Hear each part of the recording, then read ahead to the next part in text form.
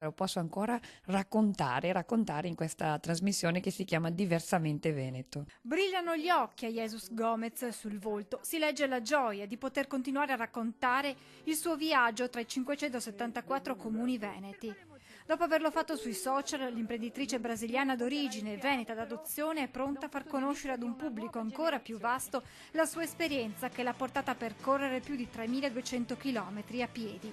Jesus Gomez lo farà su Antenna 3 nella trasmissione Diversamente Veneto, che andrà in onda da domani ogni martedì a partire dalle 21:15. Scopro quelle cose che di più mi sono rimaste nel cuore mentre camminavo. Andavo a fare dei contributi apposta, a scoprire un Veneto diverso, un Veneto che è quello che ho visto coi miei occhi mentre camminavo. In studio insieme a lei in ogni puntata un ospite che racconterà il territorio veneto. Da un contributo un po' più storico, un po' più veneto, perché io mi sento diversamente veneta e porto in studio un Veneto vero, alla quale mi aiuta a raccontare il Veneto. Nel corso della trasmissione non si parlerà tanto delle tappe che Jesus ha percorso quanto delle emozioni provate. Il Veneto è bello nel suo intero, quello che fa la differenza sono le persone. A ogni posto c'è stata una persona che mi è rimasta nel cuore. La prima puntata, in onda domani sera, sarà dedicata al fiume sacro alla patria, il Piave. Lo raccontiamo su una chiave proprio generazionale, sulla nuova generazione, su quello che è stato la storia del Piave.